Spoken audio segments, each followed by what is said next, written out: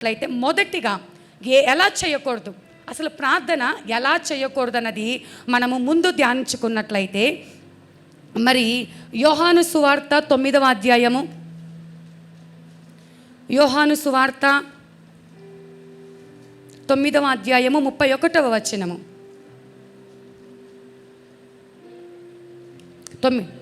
దేవుడు పాపుల మనవి ఆలకింపడని ఎరుగుదుము. చాలమ్మా. మరి మనవి అనగా ఏంటమ్మా? ప్రార్థన. మొదటగా దేవుడు ఏమంటున్నాడు? పాపుల మనవి ఆలకించాడు. అలాగైతే మన ప్రార్థన ఆలకించాడు అంటారా దేవుడు? మనము పాపులమే, కానీ ఆయన రక్తంతో కడగబడి మనము పశ్చాత్తాపపడి పరిశుద్ధులుగా మార్చబడ్డాము. అది 66వ కీర్తన 18వ వచనం. 66వ కీర్తన 18వ వచనం చూసుకున్నట్లయితే, నా హృదయంలో నేను పాపమును లక్ష్యం చేసిన ఎడల ప్రభువు నా మనవి వినకపోవును. ఇంకోటి ఏంటంటే, ఒకవేళ నేను పాపాన్ని లక్ష్యం చేస్తే, ఇప్పుడు దేవుడు సెలవిచ్చేదంటే, ఒకప్పుడు మనము పాపములోను శాపములోను ఉన్నప్పుడు దేవుడు మనల్ని ఆయన రక్తంతో కడిగి విడిపించి పరిశుద్ధపరిచి ఉంటున్నాడు, పవిత్రపరిచి ఉంటున్నాడు. అయితే పవిత్రపరచబడిన తరువాత కూడా నువ్వు పాపము మీద మనసు ఉంచినట్లయితే, లక్ష్యం అంటే దానిని ఇష్టపడటం, లక్ష్యం అంటే పోనీలే ఉండనీలే ఒక పక్కన దాచుకోవటం. ఇప్పుడు సపోజ్ మనం చూసుకున్నట్లయితే, మనము పాపం చెయ్యము కానీ చేసేవారికి సహకారంగా ఉంటాం. సపోజ్ మరి ఎవరైనా మన ఇంట్లో త్రాగుడు మానేశారు. ఇక్కడంటే ఓకే కానండి, హైదరాబాద్ సిటీలలో చూసుకుంటే ఒక ఇంటికి చుట్టాలు వస్తే ఎట్లా అంటే, వాళ్ళకు మందు పార్టీ ఇస్తేనే వాళ్ళకు మర్యాద చేసినట్టు. ఒకవేళ లేడీస్కి ఒక పక్క రూము, జెంట్స్కి ఒక పక్క రూమ్ ఉంటుంది. వాళ్ళకి గనక మరి మందు తాపించి వాళ్ళకు మర్యాదలు చేయకపోతే మర్యాద చేయనట్టు. ఒకవేళ మనం దేవుని నమ్ముకున్న వారం అనుకోండి, వాళ్ళు వస్తే అయ్యో వాళ్ళకి మందు తెప్పించకపోతే ఏమన్నా అనుకుంటారేమో, బాగోదు కాబట్టి మనం తాగకపోయినా, మనమంటే దేవుని నమ్ముకున్నాం, మనం తాగకపోయినా వాళ్ళకు మందు తాపిద్దామని చెప్పి తాగకూడనటువంటి ఆ యొక్క మందు తెచ్చి వాళ్ళకి తాపిస్తే ఏంటి? నువ్వు పాపం చెయ్యలేదు, కానీ పాపానికి నువ్వు లక్ష్య పెడుతున్నావు, పాపానికి చోటిస్తున్నావు, సహకరిస్తున్నావు. అలా చూసుకున్నట్లయితే చాలా పాపాలు మనము చెయ్యము కానీ పరోక్షంగా సహకరిస్తూ ఉంటాం. ప్రత్యక్షంగా అయితే పాలు పంపులు పొందము, కానీ పరోక్షంగా మన మనసు మొత్తం ఆ పాపం మీదే ఉంటుంది. ఏం కాదులే, సినిమాలు సీరియల్స్ చూడము. నేను ఈ పరిస్థితి ఎదుర్కొన్నానండి. సినిమాలు మానేసాం, కానీ అప్పుడప్పుడు ఏదైనా ఒక సినిమా కనిపిస్తే వెంటనే ఆ స్టోరీ ఇలాగా బ్రెయిన్లో కదిలిపోతూ ఉంటుంది. ఆ సినిమా భలే ఉంటుంది, అసలు అలా జరిగిద్ది ఆ సినిమాలో, ఈ సినిమాలో ఇలా జరిగిద్ది అని చెప్పేసి ఆ మైండ్లో కదిలిపోతూ ఉంటుంది. అంటే ఏంటి? ఆ పాపానంతా గుర్తు చేసుకుంటున్నాం. భలే ఉంటుంది ఆ సినిమా అండి. అప్పుడు చూసామండి, దాంట్లో హీరో వాళ్ళు, హీరోయిన్ వీళ్ళు అనుకోని. అంటే ఇదేంటంటే పాపాన్ని జుర్రుకుంటూ, పాపాన్ని తిరిగి జ్ఞాపకం చేసుకుంటూ, కుక్క కక్కిన కూటి కోసం ఆశపడినట్లుగా మాటికి దానికి సహకరించటం. దేవుడు మొదటగా చెప్పేది ఏంటంటే, ఈ ఉపవాస ప్రార్థనలో ఒకవేళ మనము అలా పాపాన్ని లక్ష్య పెట్టినా, పాపాన్ని ఇష్టపడినా, పాపానికి సహకరించినా, నువ్వు అలా ఉన్నట్లయితే నీవు కూడా ఘోర పాపివి. నువ్వెంత రక్షణ పొందినా కూడా నీలో మార్పు లేకుండా ఉన్నట్లయితే నువ్వు కూడా ఘోర పాపివని దేవుడు మనతో మాట్లాడుతున్నాడు. అయితే అంటున్నాడు, మరి దేవుడు ఏమంటున్నాడు? పాపుల మనవి ఆలకించడు. కాబట్టి మనం ఎలా ఉండాలి? అలాంటి పాపములు ఏదైనా చిన్నదేగా, ఏం కాదుగా, మనం చేయట్లేదుగా, తప్పదుగా, అన్యజనుల మధ్య నివాసం చేస్తున్నాంగా, మన వాళ్ళు కదా, మనం చేయకపోతే ఎవరు చేస్తారు, వాళ్ళతో మంచితనంగా ఉండాలి అని ఇలాంటి మాటలు బట్టి నువ్వు పాపానికి చోటిస్తున్నావేమో జాగ్రత్త. పాపం చేస్తూ ఇలా సహకారంగా ఉంటూ నువ్వెంత ప్రార్థన చేసినా నీ ప్రార్థనకు జవాబు రాదు. అక్రమము అని తెలిసాక దాన్ని నువ్వు అసహించుకోవాలి. మొదటిగా మన మొదటి పాయింట్ అంటే, ఎలా చేయకూడదు ప్రార్థన అంటే, హృదయములో పాపమును పెట్టుకొని పాపమును లక్ష్య పెట్టి నువ్వు ప్రార్థన చేయకూడదు. రెండవది కనుక మనం చూసుకున్నట్లయితే, మార్కు సువార్త 11వ అధ్యాయము, 25వ వచనము. మీకు ఒకని మీద విరోధం ఏమైనా కలిగి ఉన్న ఎడల మీరు నిలవబడి ప్రార్థన చేయునప్పుడెల్లను వానిని క్షమించుడి. ఇక్కడ ఏంటి అంటే, దేవుడు ఎలా అయితే మన పాపాలను క్షమించి ఉంటున్నాడో మనల్ని అంటున్నాడు, మనము కూడా మనకు మోసం చేసిన వారు, మన డబ్బు అన్యాయంగా తీసుకున్నారు, మన గురించి అన్యాయంగా నిందలు వేస్తున్నారు, మన గురించి అబద్ధపు ప్రచారం చేస్తున్నారు, మన గురించి తప్పుగా వాళ్ళు బయట 10 మంది దగ్గరికి వెళ్ళి తీసుకెళ్ళి చెప్తున్నారు. అలాంటి వారికి నువ్వేం చేయాలి అంటే క్షమించాలంట. అదేంటి, వాళ్ళు నీకు అంత కీడు తలపెట్టారుగా, నీ డబ్బంతా తినేశారుగా, నీకు రావాల్సిందంత దొంగిలించారుగా, నీ మీద నాకెన్నో మాటలు చెప్పారని 3వ వ్యక్తి చెప్పాడనుకోండి, పర్లేదు, నా దేవుడు నన్ను క్షమించమని చెప్పాడు, నా పాపములను ఆయన క్షమించాడు కాబట్టి నేను అనేకమైనటువంటి అపరాధములను క్షమించడానికి దేవుడు నాకు మనసు ఇచ్చి ఉన్నాడని పైన క్షమించానని చెప్పి, పైకేమంటాం, క్షమించేసాలే, సరే ప్రైజ్ లార్డ్, బాగున్నావా, అలా మాట్లాడుకుంటాం, పైన సమాధానం. కానీ లోపల మాత్రం ఇంకా బాగా, ఇప్పుడైతే ప్రైజ్ లార్డ్ చెప్తుంది, లోపల చేసేదంతా చేసింది, నా గురించే చెప్పింది, మరి ఇలా చేసింది, నన్ను మోసం చేసింది, నన్ను బాధ పెట్టింది, నన్ను కష్టపెట్టింది అని గనక నువ్వు మనసులో గొనుగుకుంటూ ఉంటే పక్కనోళ్ళకి తెలియదు. నువ్వు గొనుక్కునేది, నువ్వు బాధపడేది పక్కనోళ్ళకి తెలియదు, కానీ నిన్ను చూస్తున్న దేవునికి తెలుసు. ఆ చూస్తున్న దేవుడు అంటాడు, ఇంతకంటే ఘోర పాపాన్ని నిన్ను క్షమించాను కదా, నువ్వెందుకు క్షమించలేకపోతున్నావు? పైకేమో క్షమించేసా, సమాధాన పడ్డాము, బల తీసేసుకుంటున్నాము, చేతులు కలుపుకుంటున్నాము, కౌగులించుకుంటున్నాము, కానీ లోపల మాత్రం ఎక్కడో చోట నాకు తెలుసు 10 సంవత్సరాల కిందట వాడు నన్ను అలా మోసం చేశాడు, ఆమె నన్ను ఇలా కష్టపెట్టింది అని గనక నువ్వు మనసులో లక్ష్య పెట్టినట్లయితే, నువ్వు సమాధాన పడకపోతే, సమాధానం లేని చోట దేవుని కార్యాలు జరగవు. నువ్వు క్షమిస్తేనే నీ హృదయంలో నెమ్మది కలుగుతుంది. నువ్వు క్షమిస్తేనే నీ హృదయంలో పీస్ ఆఫ్ మైండ్ దేవుడు నీకు అనుగ్రహిస్తాడు. అంత మాత్రమే కాకుండా అసమాధానంతో ప్రార్థన చేస్తే అది నీకు శాపముగా మార్చబడుతుంది. ఎందుకంటే ఇంకా నీకు జవాబు రాకపోగా నీ హృదయం అంతా గలిబిలిగా మార్చబడుతుంది. కాబట్టి మనము ప్రార్థించేటప్పుడు ఈ 40 దినాలలో మనకు ఎవరి మీదైతే విరోధ స్వభావము, నిజమే మనం మంచివాళ్ళేనండి, కానీ వాళ్ళే మనల్ని బాధ పెట్టారు, కానీ నీ శత్రువులను కూడా నువ్వు క్షమించి, పైన మాటలతో కాదు, దేవుడు అంతరంగాన్ని చూస్తున్నాడు, నీ శత్రువులను కూడా క్షమించి ప్రార్థన చేయాలి. ఒకవేళ క్షమాపణ లేకుండా ప్రార్థన చేయకూడదు, సమాధానం లేకుండా ప్రార్థన చేయకూడదు. మొదటిదేమని చెప్పాడు, ప్రార్థన హృదయంలో పాపాన్ని లక్ష్యం పెట్టి ప్రార్థన చేయకూడదు. రెండేమో సమాధానం లేకుండా నువ్వు ప్రార్థన చేయకూడదు. ఒకవేళ నువ్వెంత చెయ్యి, 40 దినాలు ఫుల్గా ఉపవాసం ఉండు, జవాబు రాదు. ఏంటి, నీ హృదయంలో సమాధానం లేదమ్మా, ముందు నెమ్మదిగా ఉండు, నువ్వు సమాధానం పడు. మరి 3వదిగా చూసుకుంటే అదే మార్కు సువార్తలోని 11వ అధ్యాయంలో 23వ వచనం, 11వ అధ్యాయము, ఎవడైనను ఈ కొండను చూచి నువ్వు ఎత్తబడి సముద్రంలో పడవేయబడమని చెప్పి తన మనస్సులో సందేహింపక తాను చెప్పినది జరుగునని నమ్మిన ఎడల వాడు చెప్పినది జరుగునని మీతో నిశ్చయంగా చెప్పుచున్నాను. ఇక్కడ 3వది చూస్తుంటే సందేహముతో ప్రార్థన చేయకూడదంట. నువ్వు ప్రార్థన చేసేటప్పుడు నిజమేనంటారా, జరిగిద్దంటారా అని డౌట్తో ప్రార్థన చేయకూడదు. హృదయంలో సందేహం పెట్టుకొని, హృదయంలో పాపమును పెట్టుకొని, హృదయంలో అవునంటారా అని నువ్వెంత ప్రార్థన చేసినా దేవుడు ఆ యొక్క ప్రార్థన అంగీకరించాడంట. యెహోషువ అంతటి వాడే దేవుని దగ్గర ప్రార్థన చేస్తే యెహోషువ ప్రార్థన ఒకానొక సమయంలో దేవుడు ఆలకించలేదంట. ఎందుకయ్యా, మరి యెహోషువ ప్రార్థన చేస్తే సూర్యచంద్ర నక్షత్రాలు ఆగిపోయాయి, యుద్ధంలో ఎన్నో విజయాలు ఇచ్చాడు, మోషేకు తోడుగా ఉన్నట్టుగా నీకు తోడై ఉంటానని యెహోషువకి ఎన్నో వాగ్దానాలు ఉన్నాయి. కానీ ఒక్క సమయంలో ప్రార్థన ఎంత చేస్తున్నా జవాబు రావట్లేదు. ఎందుకు ప్రభా జవాబు రావట్లేదు అంటే, నీకు గుడారంలో పాపము పెట్టుకొని నా దగ్గర ఎలా ప్రార్థన చేస్తున్నావని దేవుడు హెచ్చరిస్తాడు. నా గుడారంలో పాపమా, నా ప్రజలలో పాపమా అని అక్కడికి వెళ్ళి ఆ 12 గోత్రాల వాళ్ళు పిలిస్తే ఎవరు ముందుకు రారు. తర్వాత దేవుడు చెప్పినట్టుగా 12 గోత్రాల్లో ఏ గోత్రము, ఆ యొక్క గోత్రంలో ఎవరు పాపం చేశారు, వారి కుమారులు ఎవరు, ఇట్లా వారి యొక్క ఆకాను అని చివరికి బయటపడుతుంది.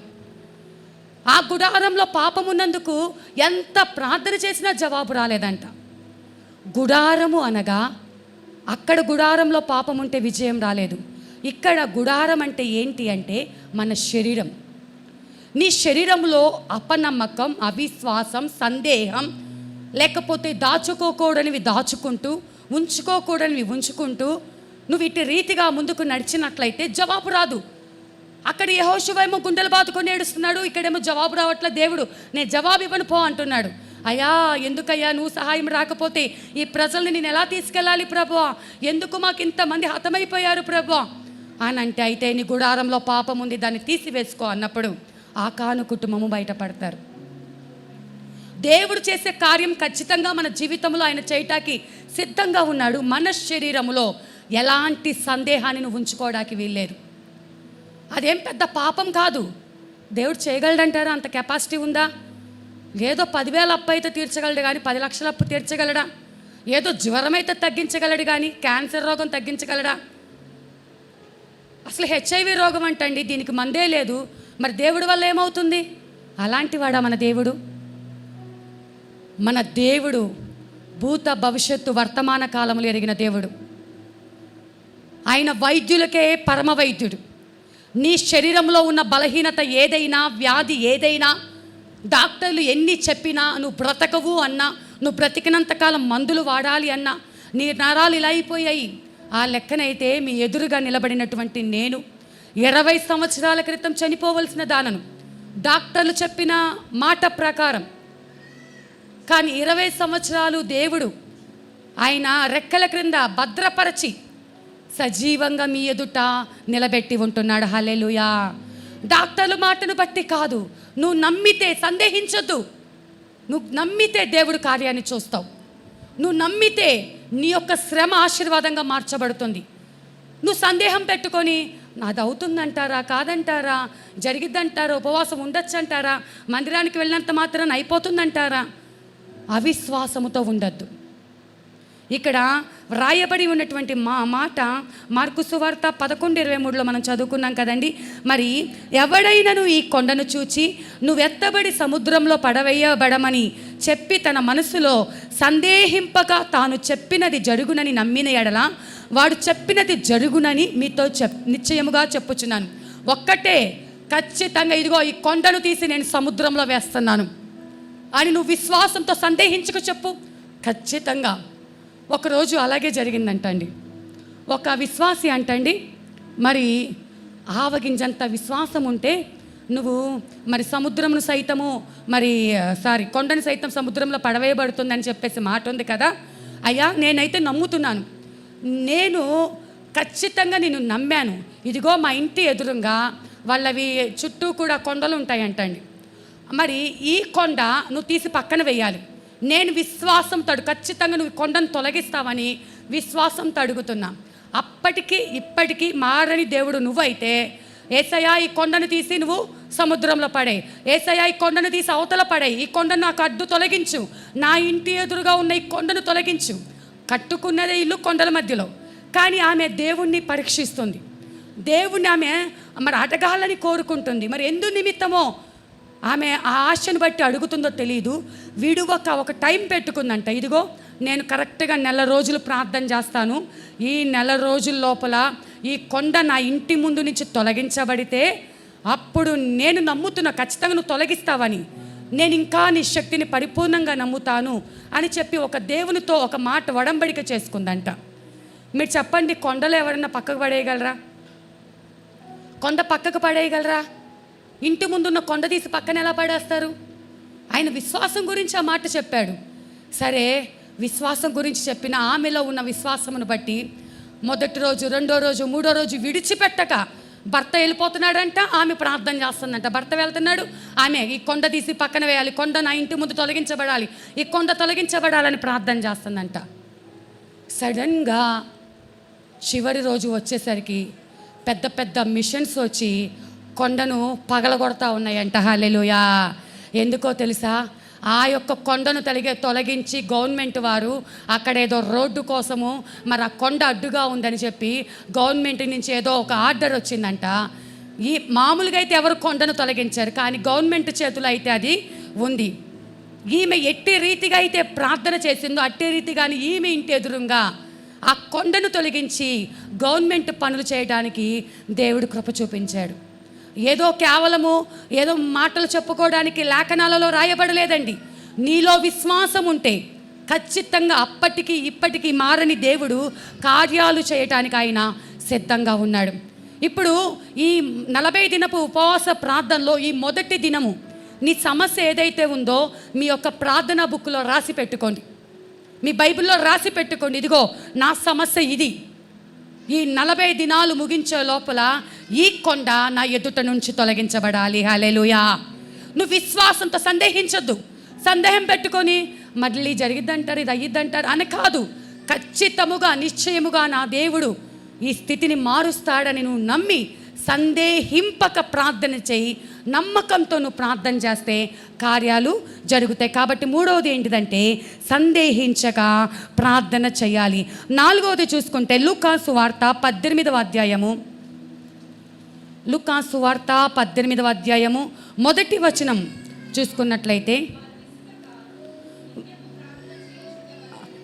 వారు విసుకక నిత్యము ప్రార్థన చేయవలననుటకు ఆయన వారితో ఈ ఉపమానం చెప్పాను. చాలమ్మా ఇక్కడ చూసుకుంటే మరి 4వదిగా విసుకక ప్రార్థన చేయాలి. ఎలా చేయాలండి? విసుకక ప్రార్థన చేయాలంట. మరి సురోఫెనికయ దేశస్థురాలైనటువంటి ఒక ఆమె, మరి కనాను దేశపు స్త్రీ, ఆమె తన యొక్క బిడ్డకు బాగు చేయాలని చెప్పి మరి ప్రార్థన చేస్తూ ఉంటుంది. అయితే దేవాది దేవుడు అంటాడు, మరి పిల్లల రొట్టె ముక్కలు తీసుకొని కుక్క పిల్లలు వేయుటకు, పిల్లల రొట్టె ముక్కలు తీసుకొని కుక్క పేలుకు వేయటము అది న్యాయమా అని చెప్పి అడిగినప్పుడు దేవాది దేవుడు సెలవిచ్చేటువంటి మాట ఏంటంటే, ఆమె విసిగిపోకుండా, ఎన్ని మాటలు చెబుతున్నా విసిగిపోకుండా ప్రార్థన చేస్తుంది. అయ్యా నేను కుక్క పిల్లనే, కుక్క పిల్లలు కూడా బల్ల కింద పడిన రొట్టెలు తింటాయి కదా, అట్లాగే నాకేదో ఒకటి సహాయం చేయి. ఇక్కడ దేవుడు ఆమెను కుక్క అని పిలిచినది కాదు, చుట్టూ ఉన్న శిష్యులకు నేర్పించడానికి ఆమెలో ఉన్న విశ్వాసాన్ని చూడండి. మీరు ఎవరెన్ని మాటలు అంటున్నా, మిమ్మల్ని కుక్క అన్నా, మీరు తక్కువ వాళ్ళు అన్నా, మీరు అలాంటి వాళ్ళు అన్నా, మీరు క్రైస్తవులు చాలామంది ఇప్పుడు దూషించేవారు ఎక్కువైపోయారు. ఎవరెన్ని మాటలు అంటున్నా మన ప్రార్థన ఆగిపోవటానికి వీలు లేదు. విసుకాక ప్రార్థన చేస్తే దేవుడి దగ్గర కార్యాలు జరుగుతాయి. హల్లెలూయా. మరి ఇక్కడ ఏమని రాయబడి ఉందంటే, మనం విశ్వాసముతో ఎలాగైతే ప్రార్థన చేస్తున్నామో విసుగక ప్రార్థన చేయాలి. మరి విసిగిపోయి నువ్వు ప్రార్థన చేయకూడదు. మరి 4వది ఏంటంటే విసుగుతో ప్రార్థన చేయకూడదు. ఇంకొకళ్ళు చూసుకున్నట్లయితే ఎప్పుడు ప్రార్థనలు అంటూ ఉంటారు. ఎంతసేపు కూర్చోవాలండి? విసుగొచ్చేస్తుంది. ఏదో వాక్యము అరగంట చెప్తే వింటాం, కానీ 1-2 గంటలు వాక్యం చెప్తూ ఉంటారే, ఇంతసేపు ప్రార్థన చేయాలా? విసుగొచ్చేస్తుంది అంటారు.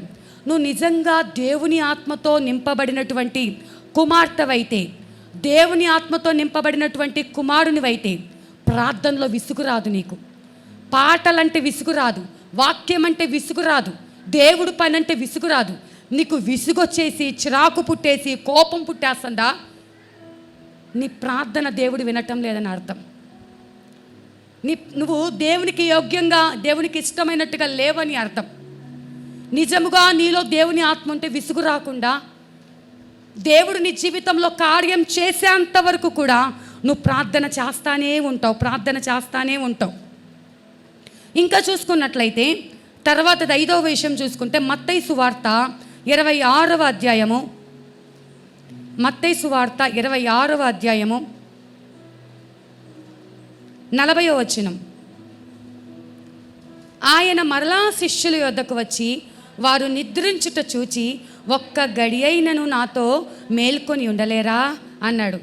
మరి 5వదిగా మనం చూసుకున్నట్లయితే నిద్రమత్తుతో సోమరితనంతో ప్రార్థన చేయకూడదు. దేవుడు మన ప్రార్థన అంగీకరించాలి అంటే దేవుడు మన జీవితంలో కార్యం చెయ్యాలి అంటే రాత్రి విశ్రాంతి దేవుడు కలగచేశాడు. ఖచ్చితంగా రాత్రి కాలంలో దేవుడు మనకు విశ్రాంతినిచ్చి ఉంటున్నాడు. ఎప్పుడు నిద్రపోవాలో, ఎప్పుడు విశ్రాంతి తీసుకోవాలో అప్పుడు తీసుకోవాలి. ప్రార్థన చేయాల్సినప్పుడు ప్రార్థన చేయాలి. చాలామంది అలసిపోయి మందిరానికి వచ్చి నిద్రపోతూ ఉంటారు. ప్రార్థన అంటారు, ఇంకా అలాగే మోకరిస్తారు, గంటలు గంటలు గడుపుతారు. చుట్టూ ఉన్న వాళ్ళు అనుకుంటారు, అమ్మా గంట అయిపోయింది, ఇంకా ప్రార్థనలో నుంచి బయటకు రాలేదు, 2 గంటలైంది ప్రార్థన నుంచి బయటకు రాలేదు అనుకుంటారు. తీరా చూస్తే వారు లేచిన తర్వాత తెలిసిద్ది వారు ఉన్న స్థలం అంతా నానిపోయి ఉంటుంది. అంటే వాళ్ళకంతా తెలియకుండా అంత మైకంలోకి వెళ్ళిపోయారు, నిద్రమత్తులోకి వెళ్ళిపోయారు. చాలామందికి అలవాటు, ఎవరికో కాదు కానీ నాకు మాత్రమే నేను చెప్పగలనండి, మౌనంగా నేను ప్రార్థన చేయలేను. మౌనంగా అట్లా చేస్తూ ఉంటేనే తెలియకుండానే ఎక్కడికో వెళ్ళిపోతాను. అందుకే చిన్న ప్రార్థన అయినా కూడా గట్టిగా చేయటం అలవాటు నాకు. అలా చేస్తేనే నాకు ప్రార్థన చేసినట్టు ఉంటుంది. అలా అని కొంతమందికి దేవుడు చక్కగా మౌనంగా దేవుని సన్నిధిలో కనిపెట్టి రోధించడానికి దేవుడు కొంత కృప ఇచ్చి ఉంటాడు. మనకు అర్థం అవ్వాలని నేను చెప్తున్నాను. కానీ మౌనంగా చేసినా, నువ్వు గట్టిగా చేసినా, చిన్నగా చేసినా, దేవునికి కావాల్సింది నువ్వు హృదయంలో ఏమని మొర పెడుతున్నావా అది దేవునికి కావాలి. దేవునికి కావాల్సిందండి మరి గొప్ప గొప్ప పదాలతో నీ భాష ఆయనకు అవసరం లేదు. నీ భాష, నీ వాక్శక్తి ఆయనకు అవసరం లేదు. వీళ్ళు చాలా చక్కగా నైపుణ్యంతో ఎంత చాకచక్యంగా మాట్లాడుతున్నారండి, వీళ్ళ మాటలు భలే ఉన్నాయండి, వీళ్ళ ప్రార్థన భలే ఉందండి.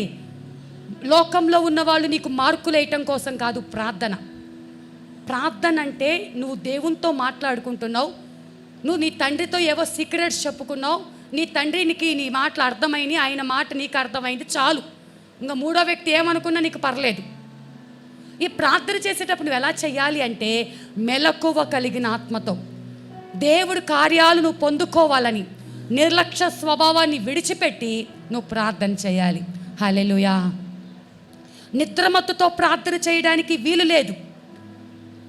నిద్రపోతూ పైగా ఒకవేళ నువ్వు ప్రార్థన అని చెప్పి దొంగతనంగా నిద్రపోతా ఉంటే అల్లే కదిలిస్తే ప్రార్థనలోనే ఉన్నా, ఎందుకు డిస్టర్బ్ చేస్తున్నావు అంటారు.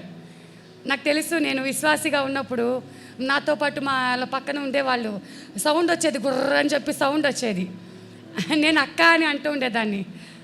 అక్క సౌండ్ వస్తుంది, నేను ప్రార్థనలోనే ఉన్నానే అనేది, నేను ప్రార్థనలోనే ఉన్నానే అనేది. కాదక్క సౌండ్ బయటకు వస్తుందక్క అని చెప్పేదాన్ని నేను. అలా చేయటం తప్పండి.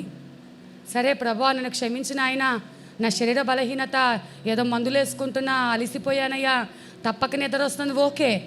కానీ నువ్వు నిద్రపోతూ ప్రార్థన చేస్తానని నిన్ను నువ్వు మోసపుచ్చుకొని దేవుని ఆశీర్వాదం పోగొట్టుకుంటున్నావు. అలాంటి మోసపూరితమైన, అలాంటి అబద్ధపు మాటలతో, అలాంటి మరి నిద్రమత్తుతో ప్రార్థన చేయకూడదని దేవాది దేవుడు సెలవిస్తూ ఉంటున్నాడు. ఇంకో మాట చూసుకుంటే పరిసయ్యుడు సుంకరి ప్రార్థన ఉంటుంది. మత్తయి సువార్తలో అనుకుంటా మాట. పరిసయ్యుడు సుంకరి ప్రార్థనలో అండి, పరిసయ్యుడు అంటాడు, అయ్యా ఈ సుంకరి పాపి, అయ్యా ఈ సుంకరి పాపి, నేను ఇలా చేయట్లే, నేను న్యాయంగా ఉన్నా, నేను 10 భాగాలు ఇస్తున్నా, నేను పరిచర్య చేస్తున్నా, నేను వారం ఉపవాసం ఉంటున్నా, నేను ఇలా చేస్తున్నా, రోజుకి 5 అధ్యాయాలు చదువుతున్నా. భక్తి గర్వంతో చెప్పుకుంటారు చూసావా. ఈయన చేసుకునేది ఈయన చెయ్యడు. ఇదిగో వాళ్ళలాగా నేను లేనయ్యా, వాళ్ళలాగా నేను అబద్ధాలు ఆడట్లా, వాళ్ళలాగా నేను పాపం చెయ్యట్లా, వాళ్ళదాకా నేను వడ్డీలు తీసుకోవట్లా. ఎంతసేపునా నీది నువ్వేంటో చెప్పయ్యా దేవునికంటే, నీది మనది చెప్పకుండా పక్కన లోపాలు ఎత్తి చూపిస్తూ ఉంటాం. దేవుడు అంటున్నాడు ప్రార్థన చేసేటప్పుడంట పక్కనున్న వాళ్ళని నిందించకూడదంట, నిందలు మోపుతూ నువ్వు ప్రార్థన చేయకూడదంట. నిందలు మోపుతూ ప్రార్థన చేయకూడదు. నువ్వేదో గొప్పగా నువ్వు అవసరంలో, నేను పొగడాల్సిన అవసరంలో, ఆల్రెడీ నువ్వు చేసే ప్రార్థనకు, నువ్వు ఇచ్చే కానుకలకు, నువ్వు చేసే పరిచర్యకు, నీ నమ్మకత్వానికి, నీ యథార్థతకు దేవుడు ఇచ్చేస్తున్నాడు, ప్రతిఫలం ఇచ్చేస్తున్నాడు. నీకేం అవసరం ఉందో అవసరతంతా తీరుస్తున్నాడు. అయ్యా నేను మరి వాళ్ళలాగా ఉండట్లేదయ్యా, నేను చాలా మంచిదాన్ని, నేను ఇలాగే భక్తి గర్వంలో ఉండేదాన్నండి. మొదటి 4 సంవత్సరాలు దేవుని నమ్ముకున్న తర్వాత మొదటి 4 సంవత్సరాలు భక్తి గర్వంతో నేను మంచిదాన్ని కదా, నేను అన్యురాలనైనప్పటికీ, ఎందుకంటే ఈ మాటలు నాకు ఎక్కడి నుంచి వచ్చాయంటే నన్ను కొంతమంది ములగ చెట్టు మీదకి ఎక్కించారు. నేను కూడా ములగ చెట్టు బాగుంది కదా అని ఎక్కి కూర్చున్నాను. ములగ చెట్టు సీటు బాగుంది కదా అని ఎక్కి కూర్చున్నాను. ఏమంటున్నారు, అన్ని జనుల్లో నుంచి వచ్చింది, ఎంత బాగా ప్రార్థన చేస్తుంది, ఎంత బాగా పరిచర్య చేస్తుంది, ఎంత బాగా కానుకలు ఇస్తుంది, అసలు ఈ అమ్మాయి పర్లేదండి అని అనంగానే అబ్బా నేను భలే ప్రార్థన. ఇంకా వాళ్ళ ఆ మాట అనేసరికి నాకు కొంచెం గాలి కొట్టినట్టు అయిపోయి, ఇంకా మాకు బల్లకు ముందు ప్రార్థన ఆదివారం బల్ల ఇస్తారు ప్రతి వారం. బల్లకు ముందు ప్రార్థన అంటే కొన్ని వేల మందిలో దగ్గరగా బలిపీయటానికి దగ్గరగా, ఎందుకంటే మైకు లేకుండా నా స్వరము స్టేజ్ మీదకి అంతమంది జనాల మధ్యలో వినపడాలని. ప్రార్థన అనగానే నేనే వెంటనే అందుకునేదాన్ని. ఏది నిజంగా దేవుణ్ణి ఆరాధించాలని కాదు, నేను బాగా ప్రార్థన చేస్తున్నా, దేవుడు నాకు ఇంత స్వరం ఇచ్చాడు, నేను ఇలా చేయగలనని అందరూ చూడాలనుకొని ఉన్నది ఒప్పుకోవాలి. పరిశుద్ధ స్థలంలో నిలబడి నేనే ప్రార్థన చేసేదాన్ని. వారం నేనే ప్రార్థన. ముందు నేను అందుకోవాల్సిందే మనుషుల ముందు. ఇంకా ఎక్కడికి వెళ్ళినా ఇలా పొగుడుతూ ఉంటే, ఇట్లా చేస్తూ ఉన్నప్పుడు దేవుడు కృపను బట్టి నన్ను దర్శించి గర్భఫలం ఇచ్చినప్పుడు అది తర్వాత సాక్ష్యము. కానీ ఇంకా ఒక భయంకరమైన స్థితిలో నేను ఉన్నాను. అయితే నేను అనుకుంటున్నా, ప్రభా నాలో ఏ పాపము లేదు కదయ్యా, నాలో ఏ అపవిత్రత లేదు కదయ్యా, నేను పరిశుద్ధురాల్ని కదా ప్రభా, మరి ఎందుకు నాకు ఈ శ్రమ వచ్చిందయ్యా అని అనుకుంటూ, సరే 3 దినాలు ఉపవాసం ఉంటాను, నాలో పాపం ఏమన్నా ఉంటే చెప్పు అంటే, నాలో ఉన్నది ఏంటంటే భక్తి, గర్వం. అందరిలాగా నేను ఉండట్లా, అందరిలాగా కాదు, నేను ఒక ప్రత్యేకమైన దానిని అని నాకు నేనే గొప్పగా ఊహించుకుంటున్నాను. అయితే దేవుడు 3 దినాల ఉపవాస ప్రార్థన అనంతరము నేను ఎంత భయంకరమైన ఘోర పాపినో నాకు తెలియచేశాడు. హల్లెలూయా. నా పాపాలు, నా బలహీనతలు అన్నీ తెలియచేశాడు. ఎందుకంటే నేను నటన జీవితం జీవించటం, సేవకుల ముందు ఒకలాగా ఉండటం, లోకం ముందు ఒకలాగా ఉండటం, ఒక మందిరానికి వెళ్ళినప్పుడు ఒకలాగా రెడీ అవ్వటం, చుట్టాల దగ్గరికి వెళ్ళినప్పుడు ఇంకొకలాగా రెడీ అవ్వటం, రహస్యంగా ఒక సీరియల్ చూడటం, ఇలాంటి లోపాలన్నీ కూడా నాలో ఉన్నాయి. 1 కాదు 2 కాదు. లోకం చూడటానికి పర్ఫెక్ట్, అమ్మో మరి పలానా అర్చనారెడ్డి చాలా మంచిదమ్మా, భక్తిపర్రాలమ్మా, అందరూ మా కోసం ప్రార్థన చేయమని చెప్పే కొద్దీ నేనేదో తెగ ఫీల్ అయిపోతూ ఉండేదాన్ని, నేను పరిశుద్ధురాలనైనట్టు. కానీ నాలో ఎన్ని లోపాలు ఉన్నాయో ఆ 3 దినాల ఉపవాస ప్రార్థనలో దేవుడు నాకు బయలుపరిచినప్పుడు కింద పడి డొల్లుతూ, ప్రభువా నేను పాపిని ప్రభా, నేను పాపాన్ని లక్ష్య పెట్టానయ్యా. ఇప్పుడైతే నేను లిస్ట్ చెప్పాను కదండి మీకు, మరి అంశాలు చెప్పాను ఎలా ప్రార్థన చేయకూడదు. నేను అలాగే ప్రార్థన చేస్తున్నాను. నాలో ఒక భయంకరమైన విరోధ స్వభావం నాలో ఉంది. దేవుడు ఆ మాట చెప్పినప్పుడు దేవుని దగ్గర ఒప్పుకొని వాటిని విడిచిపెట్టి నన్ను పరిశుద్ధపరిచి ఇక నిన్ను సంతోషపెట్టే భక్తి చేస్తాను ప్రభా అని దేవుని దగ్గర ఒప్పందం చేసుకున్నప్పుడు దేవుడు నా శ్రమను ఆశీర్వాదంగా మార్చి ఉంటున్నాడు. హల్లెలూయా. ఈ 40 దినాల ఉపవాస ప్రార్థనలో మనం ఎలా ప్రార్థన చేయకూడదు అన్నది మనము నేర్చుకొని ఉంటున్నాం. 6 అంశాలు మనం నేర్చుకొని ఉంటున్నాం. మొదటగా చెప్పినటువంటి మాట ఏంటంటే, మనం ప్రార్థన చేసేటప్పుడు పాపాన్ని లక్ష్య పెట్టి ప్రార్థన చేయకూడదు. రెండవది ఏం చేయాలి అంటే సమాధానంతో ప్రార్థన చేయాలి. మూడవది సందేహపడి ప్రార్థన చేయకూడదు, మరి విశ్వాసముతో మనము ప్రార్థన చేయాలి. నాలుగవది గనక మనం చూసుకున్నట్లయితే విసుకక ప్రార్థన చేయాలి. ఐదవది నిద్రమత్తుతో కాకుండా మెలకువ కలిగిన హృదయం కలిగి నువ్వు ప్రార్థన చేయాలి. ఆరోది చూసుకుంటే ఎప్పుడు ఒకరిని నిందిస్తూ ఒకరిని తక్కువ చేసి నిన్ను హెచ్చించుకుంటూ నువ్వు గొప్పదానం అనుకుంటూ ఆ యొక్క మనసు నీలో నుండి తొలగించుకొని ప్రార్థన చేయాలి. మరి ఈరోజు దేవుడు ఎలా ప్రార్థన చేయకూడదో నేర్పించాడు. రేపు ఎలా ప్రార్థన చేయాలో నేర్చుకుందాం. మరి దేవుడు యొక్క ప్రార్థన జీవితము ఎలా చేయకూడదో ప్రభా, ఒకవేళ నేను అలా చేస్తుంటే నన్ను క్షమించు ప్రభా అని అందరం కనులు మూసుకున్నట్లయితే ప్రార్థనలోనికి వెళ్దాము. కనులు